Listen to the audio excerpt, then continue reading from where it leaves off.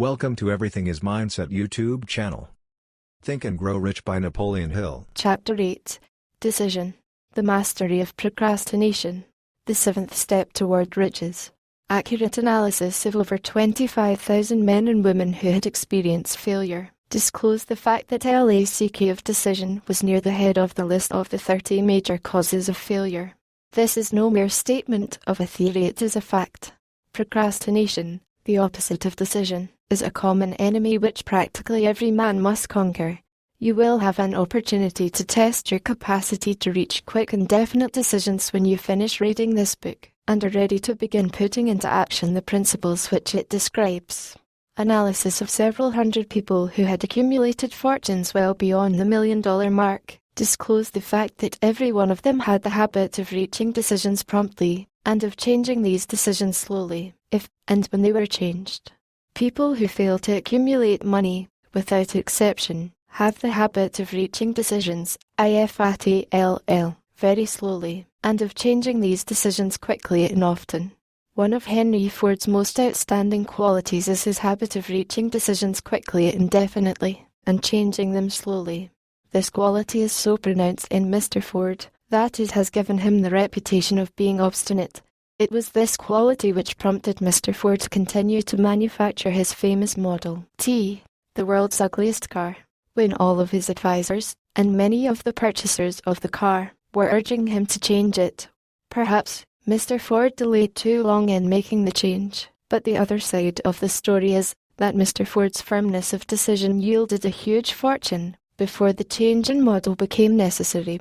There is but little doubt that Mr. Ford's habit of definiteness of decision assumes the proportion of obstinacy, but this quality is preferable to slowness in reaching decisions and quickness in changing them.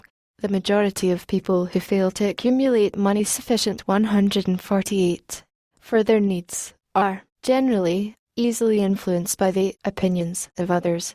They permit the newspapers and the gossiping neighbors to do their thinking for them. Opinions are the cheapest commodities on earth. Everyone has a flock of opinions ready to be wished upon anyone who will accept them. If you're influenced by opinions when you reach decisions, you will not succeed in any undertaking, much less in that of transmuting your own desire into money. If you're influenced by the opinions of others, you will have no desire of your own. Keep your own counsel when you begin to put into practice the principles described here. By reaching your own decisions and following them, take no one into your confidence, except the members of your mastermind group, and be very sure in your selection of this group that you choose only those who will be in complete sympathy and harmony with your purpose. Close friends and relatives, while not meaning to do so, often handicap one through opinions, and sometimes through ridicule, which is meant to be humorous. Thousands of men and women carry inferiority complexes with them all through life, because some well-meaning, but ignorant person destroyed their confidence through opinions or ridicule. You have a brain and mind of your own, and reach your own decisions. If you need facts or information from other people to enable you to reach decisions, as you probably will in many instances, acquire these facts or secure the information you need quietly, without disclosing your purpose.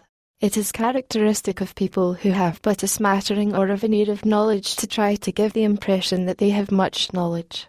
Such people generally do TOOMUCH talking and TOO little listening. Keep your eyes and ears wide open and your mouth closed if you wish to acquire the habit of prompt decision. Those who talk too much do little else.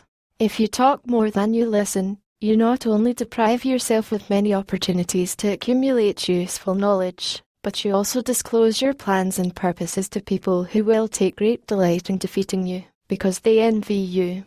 Remember, also, that every time you open your mouth in the presence of a person who has an abundance of knowledge, you display to the person your exact stock of knowledge, or your lack 149 of it.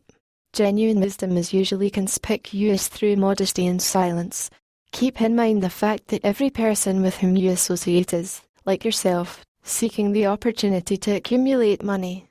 If you talk about your plans too freely, you may be surprised when you learn that some other person has beaten you to your goal by putting into action ahead of you the plans of which you talked unwisely. Let one of your first decisions be to keep a closed mouth and open ears and UYS.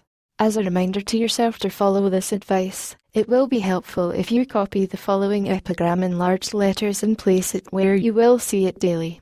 Tell the world what you intend to do, but first show it. This is the equivalent of saying that deeds, and not words, are what count most. Freedom or death on a decision. The value of decisions depends upon the courage required to render them. The great decisions, which served as the foundation of civilization, were reached by assuming great risks, which often meant the possibility of death. Lincoln's decision to issue his famous Proclamation of Emancipation, which gave freedom to the colored people of America, was rendered with full understanding that his act would turn thousands of friends and political supporters against him. He knew, too, that the carrying out of the proclamation would mean death to thousands of men on the battlefield. In the end, it cost Lincoln his life. That required courage. Socrates' decision to drink the cup of poison, rather than compromise in his personal belief, was a decision of courage. It turned time ahead 1,000 years, and gave to people then unborn the right to freedom of thought and of speech. The decision of General Robert E. Lee, when he came to the parting of the way with the Union, and took up the cause of the South, was a decision of courage, for he well knew that it might cost him his own life, that it would surely cost the lives of others. But the greatest decision of all time, as far as any American 150 citizen is concerned, was reached in Philadelphia, July the 4th, 1776, when 56 men signed their names to a document, which they well knew would bring freedom to all Americans, or leave every one of the 56 hanging from a gallows. You have heard of this famous document, but you may not have drawn from it the great lesson in personal achievement it so plainly taught. We all remember the date of this momentous decision, but few of us realize what courage that decision required. We remember our history, as it was taught. We remember dates, and the names of the men who fought. We remember Valley Forge, and Yorktown. We remember George Washington, and Lord Cornwallis. But we know little of the real forces back of these names, dates, and places. We know still less of that intangible power, which ensured us freedom long before Washington's armies reached Yorktown. We read the history of the Revolution, and falsely imagine that George Washington was the father of our country, that it was he who won our freedom, while the truth is Washington was only an accessory after the fact, because victory for his armies had been ensured long before Lord Cornwallis surrendered. This is not intended to rob Washington of any of the glory he so richly merited. Its purpose, rather, is to give greater attention to the astounding power that was the real cause of his victory. It is nothing short of tragedy that the writers of history have missed, entirely, even the slightest reference to the irresistible power, which gave birth and freedom to the nation destined to set up new standards of independence for all the peoples of the earth. I say it is a tragedy, because it is the self-same power which must be used by every individual who surmounts the difficulties of life, and forces life to pay the price asked. Let us briefly review the events which gave birth to this power. The story begins with an incident in Boston, March the 5th, 1770. British soldiers were patrolling the streets, by their presence, openly threatening the citizens. The colonists resented armed men marching in their midst. They began to express their resentment openly, hurling stones as well as epithets at the marching soldiers, until the commanding officer gave orders, "Fix bayonets. Charge." The battle was on. It resulted in the death and injury of many. The incident aroused such resentment that the Provincial 151 Assembly, made up of prominent colonists, called a meeting for the purpose of taking definite action. Two of the members of that assembly were John Hancock and Samuel Adams, long live their names. They spoke up courageously and declared that a move must be made to eject all British soldiers from Boston. Remember, this decision, in the minds of two men, might properly be called the beginning of the freedom which we, of the United States, now enjoy. Remember, too, that the decision of these two men called for faith and courage, because it was dangerous. Before the assembly adjourned, Samuel Adams was appointed to call on the governor of the province, Hutchinson, and demand the withdrawal of the British troops. The request was granted. The troops were removed from Boston, but the incident was not closed. It had caused a situation destined to change the entire trend of civilization. Strange, is it not, how the great changes, such as the American Revolution and the World War, often have their beginnings in circumstances which seem unimportant. It is interesting, also, to observe that these important changes usually begin in the form of a definite decision, in the minds of a relatively small number of people. Few of us know the history of our country well enough to realize that John Hancock, Samuel Adams, and Richard Henry Lee, of the province of Virginia, were the real fathers of our country. Richard Henry Lee became an important factor in this story by reason of the fact that he and Samuel Adams communicated frequently, by correspondence, sharing freely their fears and their hopes concerning the welfare of the people of their provinces. From this practice, Adams conceived the idea that a mutual exchange of letters between the 13 colonies might help to bring about the coordination of efforts so badly needed in connection with the solution of their problems. 2 years after the clash with the soldiers in Boston, March 72, Adams presented this idea to the Assembly, in the form of a motion that a correspondence committee be established among the colonies, with definitely appointed correspondents in each colony, for the purpose of friendly cooperation for the betterment of the colonies of British America. Mark well this incident. It was the beginning of the organization of the far-flung power destined to give freedom to 152. You, and to me. The mastermind had already been organized. It consisted of Adams, Lee, and Hancock. I tell you further, that if two of you agree upon the earth concerning anything for which you ask, it will come to you from my Father, who is in heaven. The Committee of Correspondence was organized.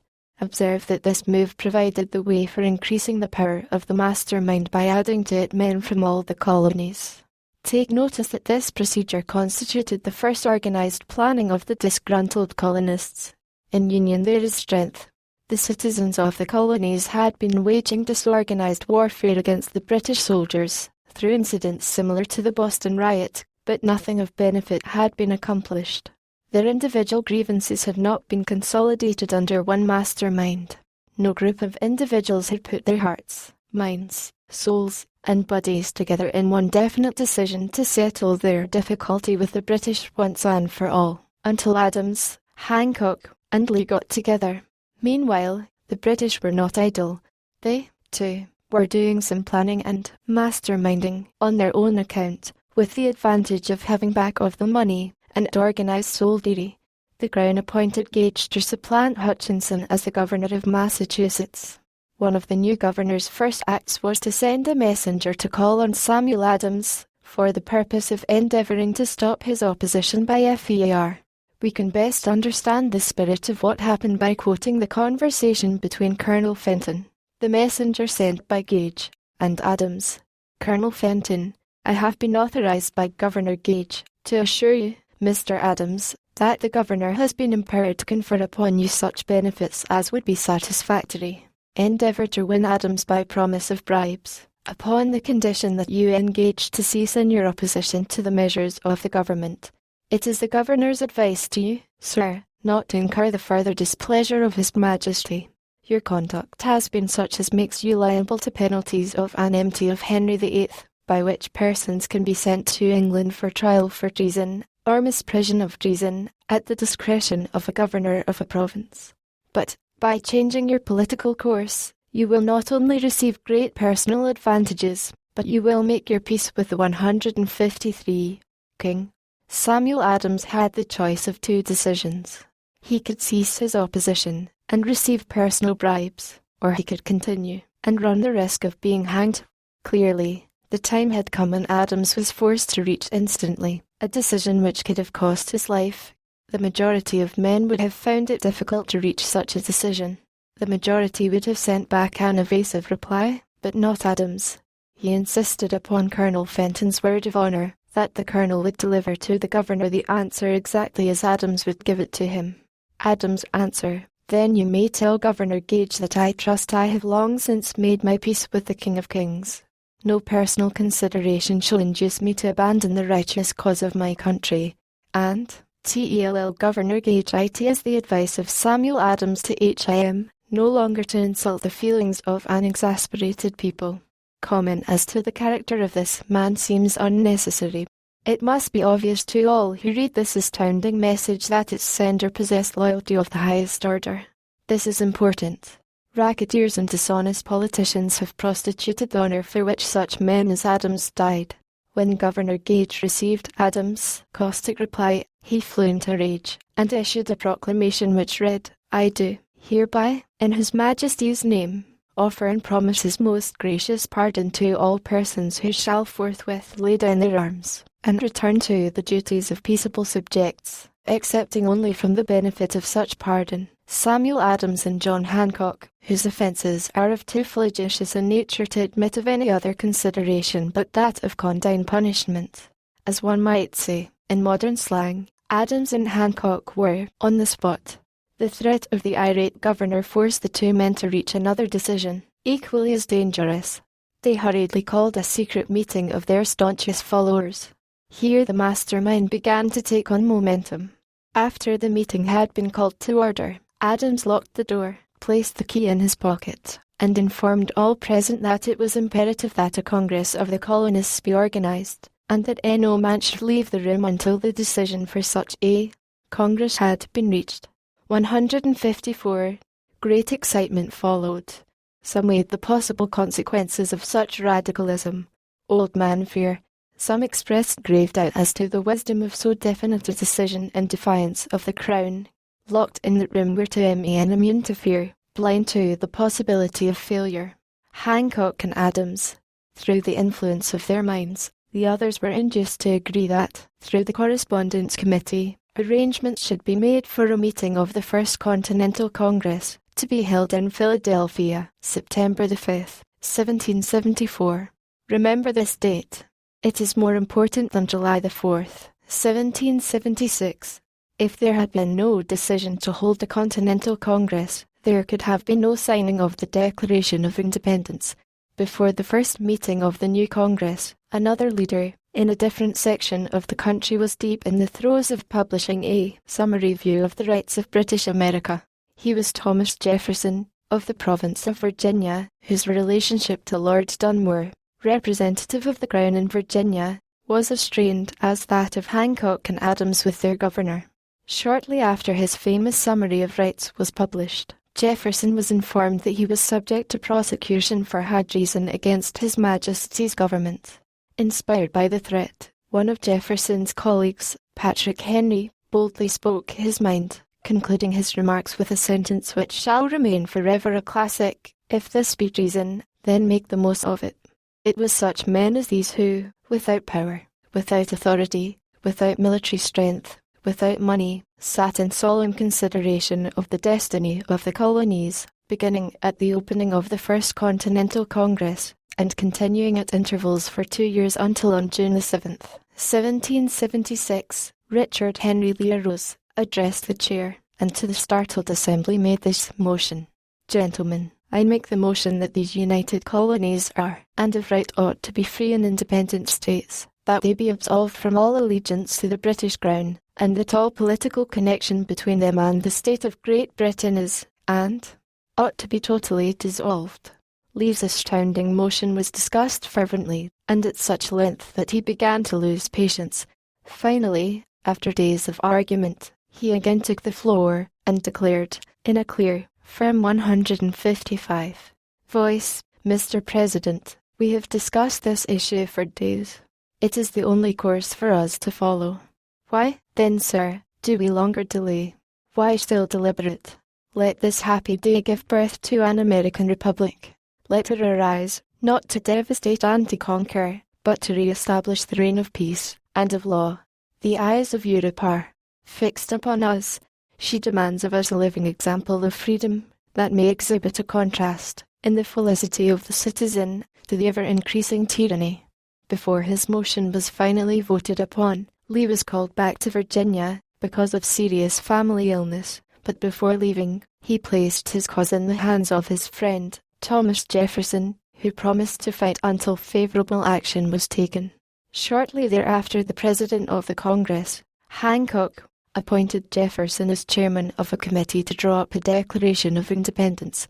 Long and hard the committee labored, on a document which would mean, when accepted by the Congress, that every man WHO signed ID would be signing his own death warrant, should the colonies lose in the fight with Great Britain, which was sure to follow.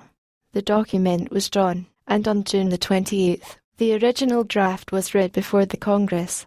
For several days it was discussed, altered, and made ready. On July the 4th, 1776, Thomas Jefferson stood before the Assembly, and fearlessly read the most momentous decision ever placed upon paper, when in the course of human events it is necessary for one people to dissolve the political bands which have connected them with another, and to assume, among the powers of the earth, the separate and equal station to which the laws of nature, and of nature's God entitle them. A decent respect to the opinions of mankind requires that they should declare the causes which impel them to the separation. When Jefferson finished, the document was voted upon, accepted, and signed by the 56 men, every one staking his own life upon his decision to write his name. By that decision came into existence a nation destined to bring to mankind forever the privilege of making decisions. By decisions made in a similar spirit of faith, and only by such decisions, can men solve their personal problems, and win for themselves high estates of material and spiritual wealth. Let us not 156 forget this.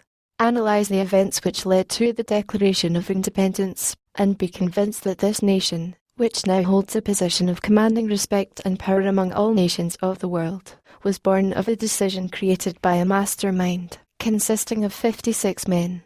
Note well the fact that it was their decision which ensured the success of Washington's armies, because the spirit of that decision was in the heart of every soldier who fought with him, and served as a spiritual power which recognizes no such thing as failure.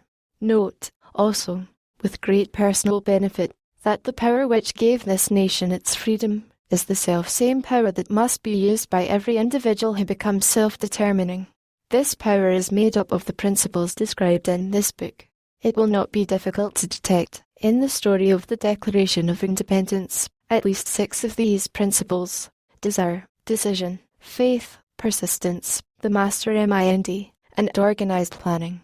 Throughout this philosophy will be found the suggestion that thought, backed by strong desire, has a tendency to transmute itself into its physical equivalent. Before passing on, I wish to leave with you the suggestion that one may find in this story, and in the story of the organization of the United States Steel Corporation, a perfect description of the method by which thought makes this astounding transformation. In your search for the secret of the method, do not look for a miracle, because you will not find it. You will find only the eternal laws of nature. These laws are available to every person who has the faith and the courage to use them. They may be used to bring freedom to a nation, or to accumulate riches. There is no charge save the time necessary to understand and appropriate them. Those who reach decisions promptly and definitely know what they want, and generally get it. The leaders in every walk of life decide quickly and firmly. That is the major reason why they are leaders. The world has the habit of making room for the man whose words and actions show that he knows where he is going. Indecision is a habit which usually begins in youth.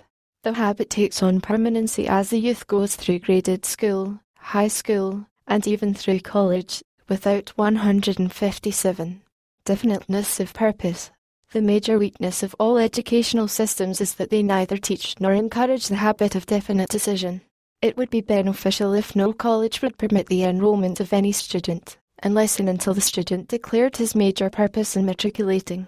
It would be of still greater benefit if every student who enters the graded schools were compelled to accept training in the habit of decision, and forced to pass a satisfactory examination on this subject before being permitted to advance in the grades. The habit of indecision acquired because of the deficiencies of our school systems goes with the student into the occupation he chooses. In fact, he chooses his occupation. Generally, the youth just out of school seeks any job that can be found. He takes the first place he finds, because he has fallen into the habit of indecision.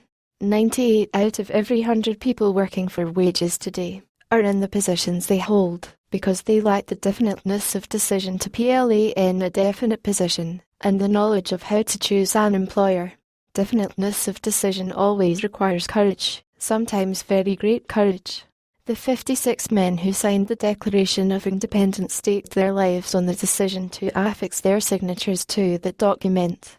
The person who reaches a definite decision to procure the particular job and make life pay the price he asks does not stake his life on that decision. He stakes his economic freedom, financial independence, riches. Desirable business and professional positions are not within reach of the person who neglects or refuses to expect, plan, and demand these things. The person who desires riches in the same spirit that Samuel Adams desired freedom for the colonies is sure to accumulate wealth. In the chapter on organized planning, you will find complete instructions for marketing every type of personal services. You will find also detailed information on how to choose the employer you prefer and the particular job you desire. These instructions will be of no value to you unless you definitely decide to organize them into a plan of action. 158.